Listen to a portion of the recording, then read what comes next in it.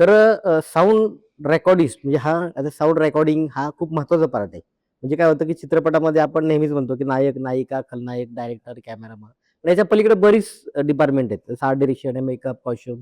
तसं sound designing, sound BGM, background music म्हणतो, foley म्हणतो. तर साउंड रेकॉर्डिंग करणं त्याच्यामध्ये बरेच म्हणजे पहिल्यांदा ते डबिंग साउंड वगैरे केलं रेकॉर्डिंग जातं. मध्ये खूपसे प्रकार आहेत, की हं. जेणेकरून पायलट साउंड जो आजकाल फिल्मला करतात, की बाबा नंतरून स्टुडिओत जाऊन डबिंग वगैरे करतात. बरोबर. नंतरून फॉली म्हणजे समजा चालत असेल, तर तो पायाचा आवाज करणं रेकॉर्ड. हं.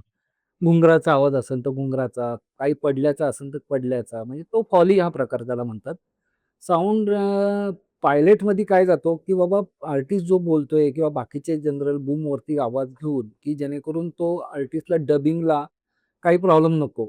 म्हणून तो ॲक्चुअली पायलट साउंड रेकॉर्ड केला जातो. बरं, बरं. नंतर येतो डबिंगचा. तो तुम्हाला पायलट भेटलेला असतो. मग आर्टिस्ट तिथे येऊन डब करतो आणि त्या पद्धतीनेच तो फ्लो वाईज देतो.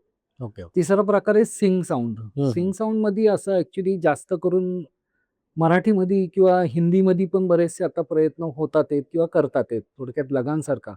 पण मी माझ्या दृष्टिकोनातून ॲज अ साउंड रेकॉर्डिस्ट, की कुठलाही पिक्चर किंवा काही 100% हे सिंग साउंड कुठलाही होत नाही.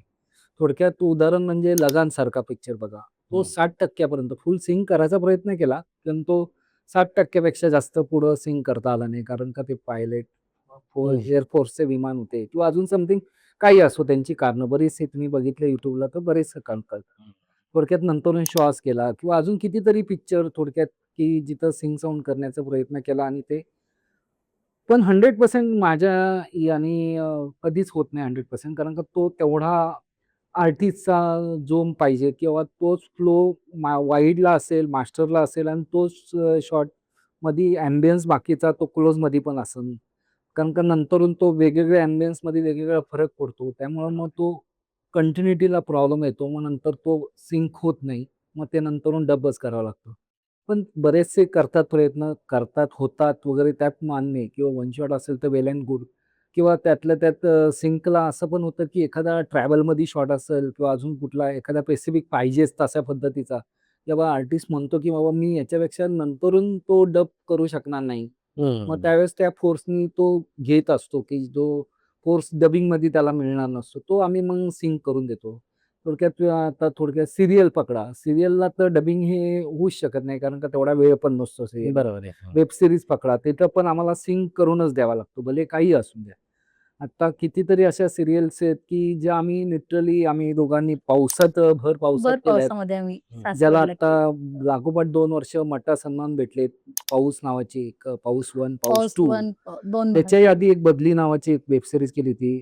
नितीन पवार म्हणून डायरेक्टर होते. साताऱ्यामध्ये गेली होती. साताऱ्यामध्ये साताऱ्यामध्ये. केले होते. भर पावसामध्ये म्हणजे लिटरली माझे तर अक्षरशः कितीतरी 1-2 माईक्स खराब झाले. त्यात पाणी गेलं. पण आम्ही त्यात प्रयत्न करत होतो, की कशा पद्धतीने मग ते पाणी न जावं, प्लास्टिकच्या पिशव्या लावून किंवा अजून आर्टिस्टला कशा पद्धतीने हे करून वगैरे बऱ्याच गोष्टी असतात, की बाबा ते तुम्हाला सिंकसाठी उपयोगाला येतात. एक भूमिकडने पण केली होती आपण दूरदर्शनसाठी. हां.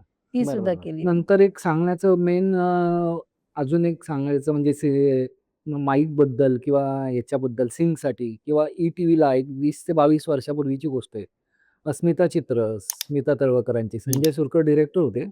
त्यावेळेस सुबोध भावे नंतर आपले बरीच म्हणजे मोठमोठी श्रेयस तळपदे ज्यांनी ज्ञानेश्वरांचं वगैरे काम केलं होतं. ते तर तुम्हाला सगळ्यांना माहिती की तो काळ होता तो सगळे ज्ञानेश्वर म्हणा, हो, हो. तुमाईंचे सगळे उघडे होते.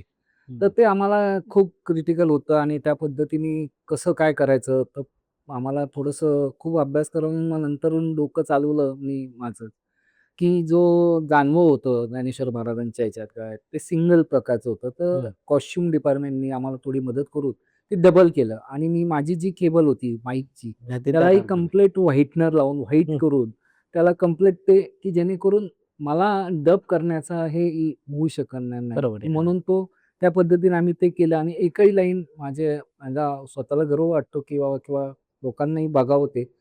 म्हणजे ही गोष्ट 22-23 वर्षापूर्वी एकही लाईन डब नाही केली. आम्ही 26 एपिसोड केले. ई-टीव्ही नवीन मराठी होती, ई-टीव्ही मराठी त्यासाठी. अरे वाह! बरोबर. म्हणजे कितीतरी गोष्टी अशा त्यातून शिकायला भेटल्या आम्हाला. म्हणजे लिटरली पहिल्यांदा स्टार्टिंगला 2-4 दिवस आम्हाला काही कळत नव्हतं. तर धोत्र्याचा जो फोल्ड असतो त्यात आम्ही हे करायचो. नंतर मुंडासा गदा. असो त्यात मुंडासात मुंडासा. कधी-कधी माईक लावून ठेवायचो. नेपाल माईक होतं हां, ना? लेपल माईक्स लेप होते. पण आता डिजिटलाइज आता खूप जमाना चेंज झालाय. आता एवढे-एवढेसे छोटेसे माईक भेटतात. पहिले मोठे माईक्स होते. हो. म्हणजे बऱ्याच गोष्टी अशा आहेत, की बाबा ते टेक्निकली म्हणतात त्या किंवा जसं जातंय तसं आपल्याला पण प्रवासाच्या पुढे बरोबर आपणही जावं पुढे लागतं. जावंच बरोबर. लागतं. तंत्रज्ञान जसं प्रगत होत त्या तसं पद्धतीने करावं तसं आणि त्या इक्विपमेंट, आर्टिस्टला टेक्निकल पण गोष्टी तेवढंच पुढे जातात. रिलॅक्स आर्टिस्ट होतात. पण तेवढाच कम्फर्टेबल जेवढा बरोबर. कारण पाहिजे आता आम्हाला पूर्वी तेवढं. मोठे-मोठे होते. आता हे छोटे झाल्यामुळं कम्फर्टेबल लेडीजला खूप त्याच्यामध्ये इझिली झालं, की बरोबर. पटकन. काय होतं कधी-कधी ऑन सेटवरती नाही जमलं, व्हॅनिटी नसेल, काही नसेल, तर मग आम्हाला माईक लावायला सुद्धा बरोबर, प्रॉब्लेम बरोबर येतो. आहे. हां, हां. मग कुठे कॅमेरे लावलेले असतात, लाईट्सवाले वगैरे असतात. मग त्या आर्टिस्टला इतकं म्हणजे अनकम्फर्टेबल होऊन जातं. त्यातनंही त्यात मी ॲडजस्ट करते आणि कोऑपरेटिव्ह असतात बऱ्याच जणी आणि लावण्याशिवाय पर्याय पण नसतो. कारण डबिंगला असो किंवा सिंकला असो, हं, हं, माईक हं. हा लावावाच लागतो. पण आता या छोट्या माईकमुळे काय झालं, तर पटकन आर्टिस्ट घेतात आणि कधी लावून रिकव्हर होतात कळत पण नाही. बरोबर आहे. माईक झालंय, चाललंय. म्हणजे इझिली